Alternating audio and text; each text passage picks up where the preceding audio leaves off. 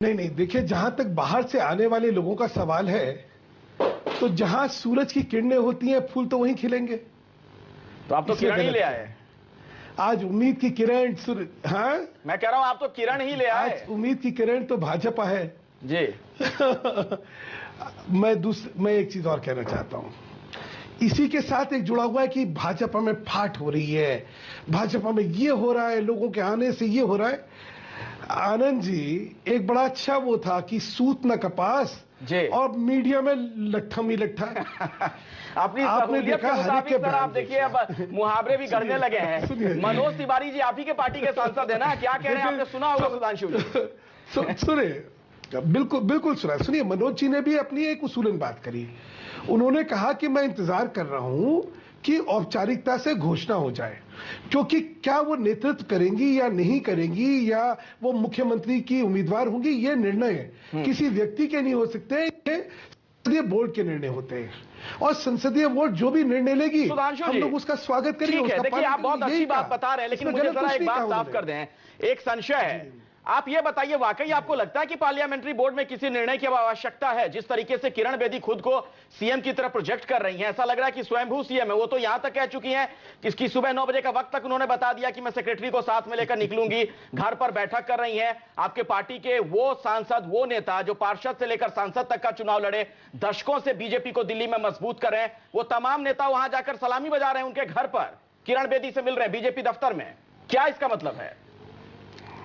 देखिए, किरण बेदी का व्यक्तित्व बड़ा व्यक्तित्व है, इसमें तो कोई दो राय है नहीं। एक आकर्षित व्यक्तित्व है, नेतृत्व की दृष्टि से उसके प्रति लोगों में एक रुझान है, एक आकर्षण है, एक विश्वसनीयता है। इन सब चीजों का नकारा नहीं जा सकता। अब प्रश्न तो सिर्फ इतना है कि जो संसदीय बोर्ड के फैसले हैं जी, वो संसदीय बोर्ड के फैसले, और मैं कम से कम इतिहास का साक्षी हूं कि संसदीय बोर्ड में कोई रबर स्टैंप नहीं होती। हमारे यहाँ संसदीय बोर्ड में चीजों की बहस होती है, उनका चिंतन होता है और सहमति बनती है। जी सुधांशु जी, तो ऐसे में आपको नहीं लगता कि किरण बेदी जी जब भाषण दे रही थी मंच से, जब वहां पर दिल्ली बीजेपी के तमाम बड़े नेता बैठे हुए थे और किरण बेदी लीड कर रही थी, उस वक्त उन्हें इन बातों का ख्याल रखना चाहिए था और उन्हें ये बार बार नहीं ये बात कहने की जरूरत थी कि मैं मोदी साहब से मिलकर, एक तरह से इशारों में कह रही थी कि मैं मैंडेट लेकर आ चुकी हूं। उन्हें इंतजार करना चाहिए था ना कि पार्लियामेंट्री बोर्ड की बैठक हो, उसके बाद इस तरह खुलकर बात करें, बोले। देखिए, जब किरण बेदी जी अगर ये कहती हैं कि भाई मैं मुख्यमंत्री की उम्मीदवार हूं, या मुझे पार्टी ने मुख्यमंत्री का उत्तरदायित्व दिया है, अगर वो इस तरह का जवाब देती तो शायद जो आप बात कह रहे हैं मैं उससे सहमत होता कि जब तक पार्लियामेंट्री बोर्ड आपको उम्मीदवार मुख्यमंत्री का ना बना दे, बाकी अपने नेतृत्व के बारे में वो कुछ कह रही है, वो उनका हक है।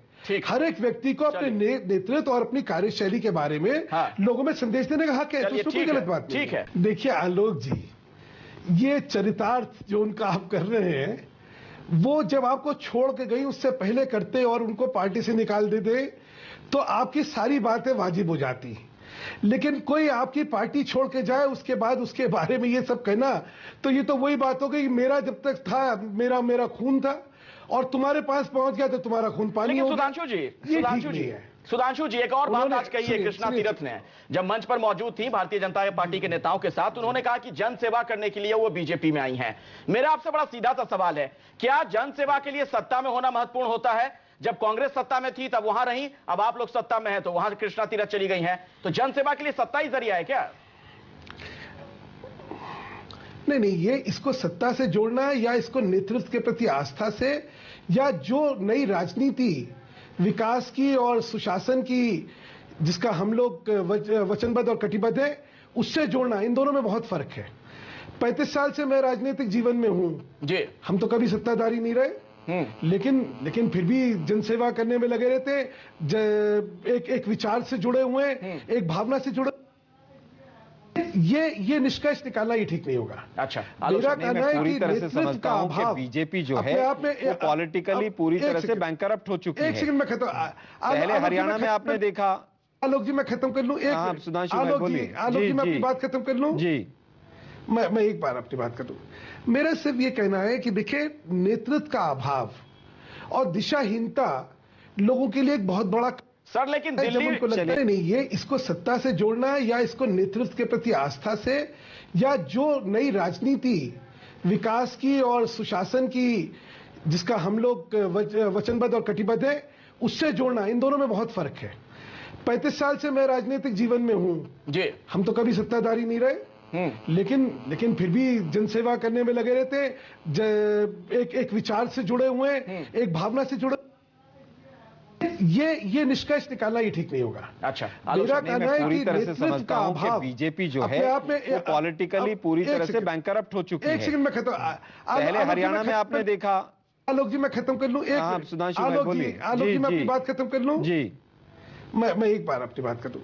मेरा सिर्फ ये कहना है कि देखिए, नेतृत्व का अभाव और दिशाहीनता लोगों के लिए एक बहुत बड़ा सर, लेकिन दिल्ली वैसे संजय भाई थोड़ी ओरिजिनलिटी रखते आम आदमी पार्टी वाले तो बहुत अच्छा होता। श्रीमती इंदिरा गांधी ने नारा दिया था कि लोग कहते हैं इंदिरा हटाओ, मैं कहती हूं गरीबी हटाओ। उसी को नारे को कॉपी करके फिर हमें वो थे ना, मेरी दास्तां को जरा सा बदलकर मुझे ही सुनाया सवेरे सवेरे। अरे तो थोड़ी गंभीर राजनीति करिए। अभी इन्होंने वोट शेयर की और आंकड़ों की बात करी, थोड़े शायद ये आंकड़े भूल भी गए हैं। अच्छा। अभी जो है चुनाव हुए इसके कंटोनमेंट बोर्ड के, कंटोनमेंट बोर्ड में से 8 में से 1 सीट आपकी आई है। कंटोनमेंट बोर्ड में आप बनारस भूल जाते हैं बार-बार सुधांशु मित्तल जी। एक बनारस बार-बार भूल जाते हैं। मैं बोल दूं, देखिए सुधांशु जी, अखिलेश भाई मैं भूल जाते हैं। अरे भाई मैं बोल लूं, एक मिनट बिल्कुल छोटे में सुधांशु जी, बिल्कुल। अखिलेश भाई देखिए, ये मेरा तरीका नहीं है। ठीक है मेरे चर्चा का तरीका ये नहीं है। मैं चर्चा में मेरी बात रखने दीजिए, उसके बाद बोलते रहिएगा। ठीक है। ऐसा है, हम दिल्ली के चुनावों के परिप्रेक्ष्य में बात कर रहे हैं, किसी समय बनारस की और लखनऊ की चुनावों की बात करेंगे तो उस समय उसका जवाब दे दूंगा मैं। सुधांशु जी क्या थी वहां पे जी, सुधांशु जी जहां की बात हो रही वहीं पे आपने रखे। मेरा ऐसे एक कहना है, देखिए सारे जने छोड़ क्या रहे हैं, क्योंकि इनके संजय भाई के हिसाब से हम कमजोर होने, इसलिए छोड़ चलिए जनता को तय करने दीजिए कौन कमजोर है कौन मजबूत है। मैं माफी चाहूंगा आलोक जी, बिल्कुल वक्त नहीं है सर, मैं आता जरूर आपके पास आता, वक्त नहीं है। जहां सूरज होता है वहीं संजय जी आप कुछ देर से